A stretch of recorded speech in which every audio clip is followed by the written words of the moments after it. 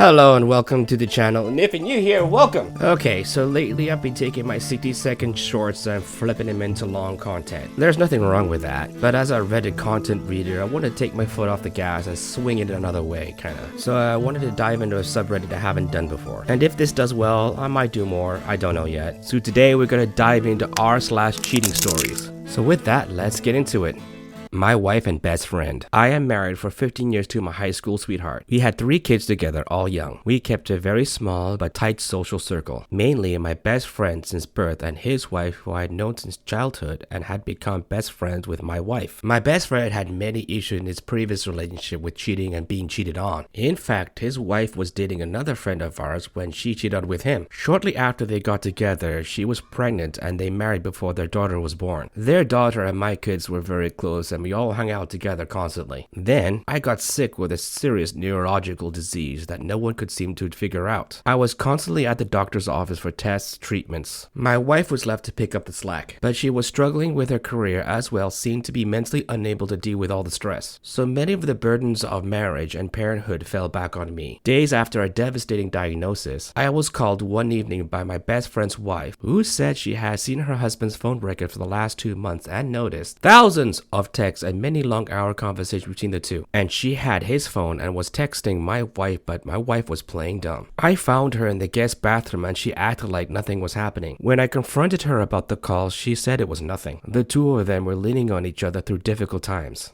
Her with her work and my health issues, and him with his marital problems and his wife's, quote, addiction, end quote. I went along with it but never believed that. I was also completely blindsided. I thought we were very happy. A few days later, my friend's wife finally found on backup versions of his phone months and months of texts, pictures, videos of the two of them. This has been going on for at least a year, long before I was sick. I lost my friends, my health, and my family in a matter of weeks. My whole life bracket, besides my 3 kids and bracket, 40 years, poof. They blamed us. They lied whenever they thought they can get away with it. They tried to make contact. They did all the things cheaters do. She vowed to change. But she's yet to take ownership entirely and say it's too painful to admit how lost she was. I don't even know what to do now. I know everyone says leave, but what about my little girls? What about the rest of the life I've built? What about the 13 quote good end quote years of marriage before the affair? Leaving would feel better right now, but will I regret it? I put her through hell in the past too. Bracket never cheated though, end bracket, and she stood by me. I don't know, it's just a lot of process. Okay, so before I get into this, I'm not the love guru, just a simple YouTuber. From what I can see, it's a bit of a love triangle going on, where friends are just hooking up in a circle. I mean, yeah.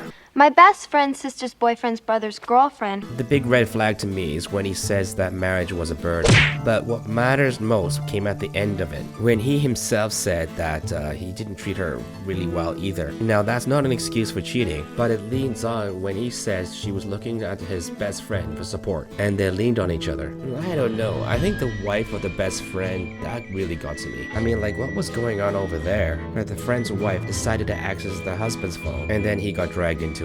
What's really sad and dangerous about this, that there are kids involved. While you should always leave an abusive relationship, just leaving for the sake of leaving is not always a good idea. Unfortunately, when these things are wrote and posted, this person could be emotionally charged. I just don't know. They could be just venting or not just thinking right. At least not at this moment. So rushing to anything is a bad idea. The well-being of the kids have to come first. I mean, they're the adults in this situation, and it's because of that they could still try to work it out. Get couples therapy or something. He let himself get caught so he didn't have to end our relationship. He let himself get caught so he didn't have to break up with me. My now ex-husband didn't have to end our marriage. Everything in our relationship was perfect. We had trust. We had been together for 5 years and got engaged, and finally a year later we got married in a lovely wee ceremony with just the family. Everything was wonderful. We had been married for a year and had been discussing buying our first home together. He had a couple of inheritances coming and we had discussed investing the money so we couldn't spend it. When I met him, he was in terrible debt and had been in trouble with the police. Nothing serious, but still was annoying and needed to prove that he could behave before we could buy a home. I worked hard to help him get debt-free and improve his credit rating. Everything was perfect. It was not unusual for him to go to his mates to help fix cars or gaming.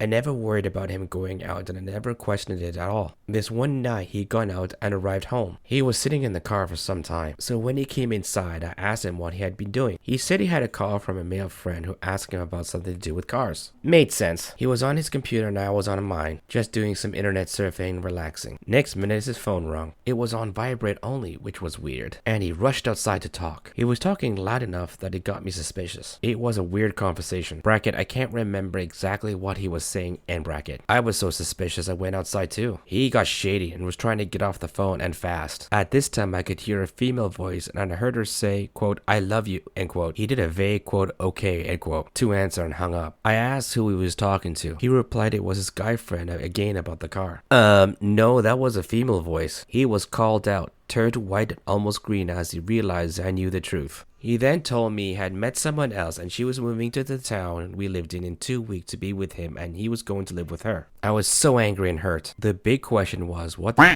did he think was going to happen in 2 weeks? If I hadn't caught him, he had no clue. So I moved out and not long after found out they had met on Tinder. And his sister told me she had known for 6 months he had been on the dating app. And told her I knew and was open to him being in an open relationship. She didn't say anything because it was her brother. Well, he did the same thing to her and the woman after that also. Got into a relationship and cheated. So happy now to be away and so glad I found out as I met a man who treats me right and is honest and not interested in straying. The first part of this, mentioning all the financials, was a little weird. She came across more of a bank manager than a partner. But then finding out her sister knew, but then explaining that the brother lied and said they were in an open relationship, which clearly wasn't true. You know, what a way to find out, eh? Glad she found someone better.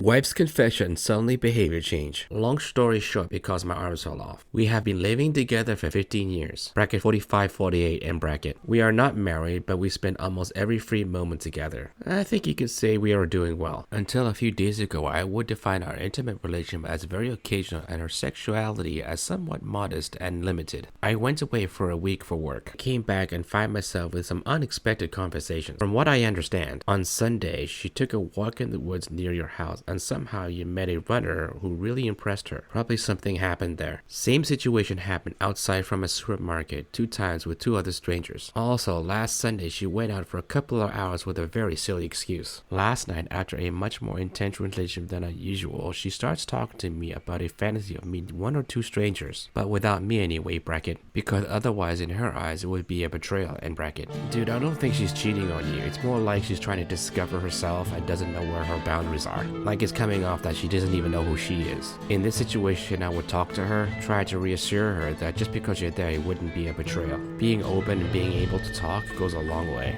Does she really think I'm this dumb? So my girlfriend of the last 4 years has probably been cheating and even possibly had someone in our place. I confronted her about it and she just denies it all. She'll swear on her mother's life or go out of the way to leave her phone laying around. After I know for a fact she deleted any incriminating evidence. Long story short, she had started following this guy on Insta and they were following each other, and once I noticed and said something, she deleted or blocked him, so now I can't prove it and she just denies everything and tries to make me think I didn't see what I saw. And since it's no proof, I just look like I'm accusing her of something because I don't want to be with her. So do I A, cheat back and do the same thing, or B, leave her regardless if I have proof or not? Go for B, do not cheat on her. What we have here, ladies and gentlemen, is a very toxic individual that said right off the bat that he doesn't want to be with her. So to me, it makes it look like he's just making them excuses anyways. She did what she asked her to do, and that's to block the guy, which she did. I really don't get it when couples go into each other's socials. It's a recipe for disaster and does not build trust. It's the exact opposite. If you're in a relationship and someone starts asking you for your socials, that's a red flag. It's controlling and narcissistic in behavior. Listen, if you don't want to be with the person, then don't be with that person. Just no reason to play these kind of games. Just try to take care of yourself and each other. With that, stay